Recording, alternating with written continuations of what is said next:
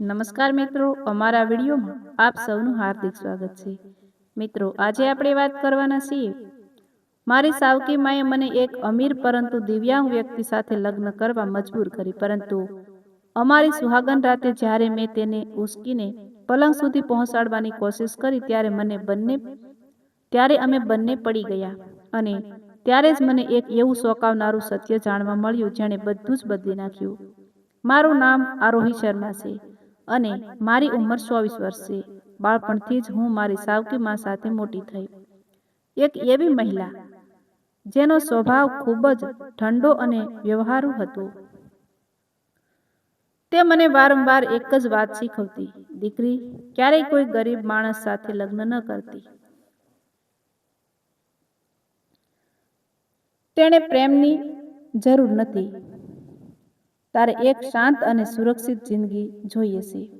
તે સમયે મને લાગ્યું હતું કે આ બસ એક એવી મહિલાની સલાહ છે જેણે જિંદગીમાં ઘણું સહન કર્યું છે.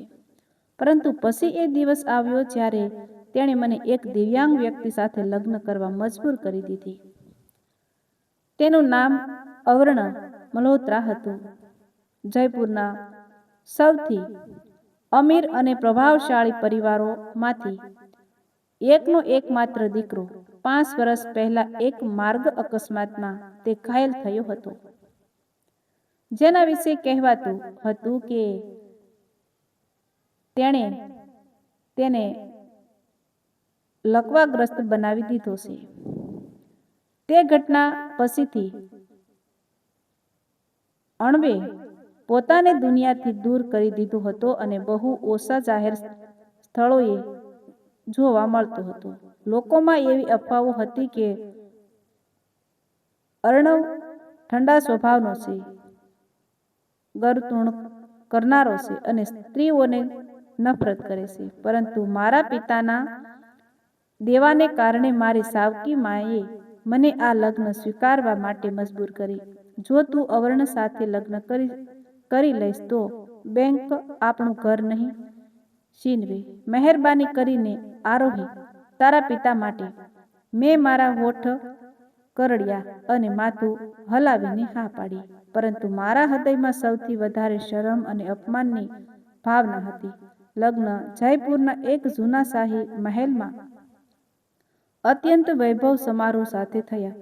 મેં સોનેરી કામવાળી ચમકદાર લાલ સાડી પહેરી હતી, પરંતુ મારા હૃદયમાં કોઈ ખુશી નહોતી. જે માણસ સાથે મારા લગ્ન થયા હતા તે વહેલસર પર બેઠો હતો. તેનો ચહેરો આરસ પહાણ જેવો ઠંડો અને ભાવહીન હતો. તે ન તો હસ્યો ન તો તેણે કંઈ કહ્યું. બસ તેની આંખો મારા પર ટકેલી હતી. ઊંડી અને રહસ્યોથી ભરેલી લગ્નની રાત. હું ગભરાતા રૂમમાં પ્રવેશી. તે હજુ પણ ત્યાં જ બેઠો હતો, વહેલસર પર. મીણબત્તીનો પ્રકાશ તેના સુંદર પરંતુ ગંભીર ચહેરા પર પડછાયા પાડી રહ્યો હતો. હું તેમને મદદ કરીને પલંગ સુધી પહોંચાડી દઉં, મેં ધ્રુજતા અવાજે કહ્યું.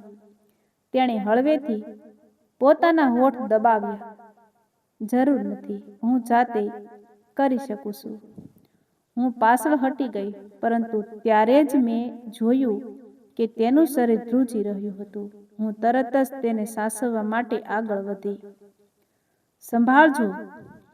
પરંતુ એ ક્ષણે અમારા બંનેનું સંતુલન બગડ્યું અને અમે જમીન પર પડી ગયા. શાંત રૂમમાં પડવાનો મોટો અવાજ ગૂંજી ઉઠ્યો. હું તેની ઉપર પડી. શરમના કારણે મારો ચહેરો લાલ થઈ ગયો. અને બરાબર એ જ ક્ષણે મને એક એવું સત્ય જાણવા મળ્યું જેણે મારી આખી દુનિયા બદલી નાખી. જ્યારે અમે પડ્યા ત્યારે મેં મારી આંખો મીચી દીધી હતી, પણ મને અહેસાસ થયો કે કોઈ મજબૂત હાથોએ મારી કમર પકડી લીધી હતી. અવર્ણે મને પડતા બચાવવા માટે માત્ર પોતાના હાથ જ નહીં પણ તેના પગનો પણ ઉપયોગ કર્યો હતો. હા, તેના પગ, જે પગ વિશે આખી દુનિયા માનતી હતી કે તે નિર્જીવ છે.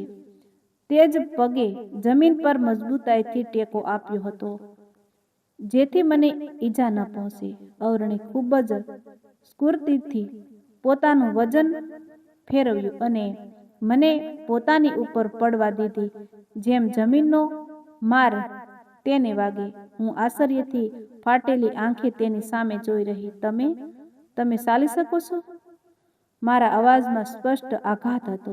અવર્ણની આંખોમાં જે ઠંડક હતી તે હવે ગાયબ થઈ ગઈ હતી. તેણે એક ઊંડો શ્વાસ લીધો અને મારા આશ્ચર્ય વચ્ચે તે આસાનીથી ઊભો થઈ ગયો. તેણે હાથ લંબાવીને મને પણ ઊભી કરી. હા, આરોહી.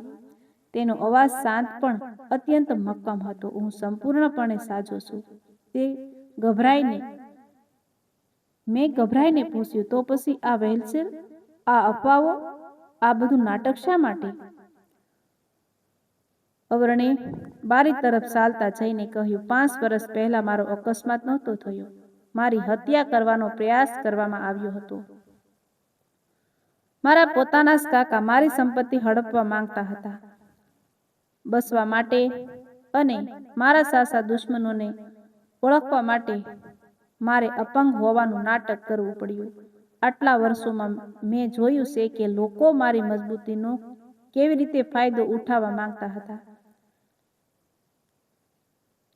તે મારી તરફ વધ્યો અને મારી આંખોમાં જોતા બોલ્યો, મારી સાવકી માએ પૈસા માટે તારો સોદો કર્યો છે, એ હું જાણતો હતો. મને લાગ્યું કે તું પણ એમના જેવી જ લાલચુ અને સ્વાર્થી હોઈશ. પરંતુ જ્યારે તે મારી મદદ કરવા હાથ લંબાવ્યો અને મને પડતો બચાવવા પોતાનો જીવ જોખમમાં મૂક્યો, ત્યારે મને સમજાયું કે તું અલગ છે. તું કોઈની મજબૂતીનો ફાયદો ઉઠાવનારી છોકરી નથી. તે રાત્રે અવર્ણે મને તેનું સૌથી મોટું રહસ્ય સોંપ્યું અને એક નવો કરાર કર્યો. તેણે કહ્યું કે જ્યાં સુધી તે તેના દુશ્મનોનો પર્દાફાશ ન કરે ત્યાં સુધી મારા આ રહસ્ય છુપાવીને રાખવાનું છે. મારી સાવકી માએ મને પૈસા માટે એક નિર્દય દુનિયામાં ધકેલી હતી, પરંતુ નસીબે મને એક એવો સાથ આપ્યો હતો જે ખરા અર્થમાં મારો રક્ષક હતો. થોડા જ મહિનાઓમાં પરિસ્થિતિ બદલાઈ ગઈ. અવર્ણે પોતાના કાકાના કાવતરાનો પુરાવા સાથે પર્દાફાશ કર્યો અને તેમને જેલ ભેગા કર્યા. તેણે પોતાની કંપનીનો સંપૂર્ણ કાર્યભાગ પોતાના હાથમાં લઈ લીધો.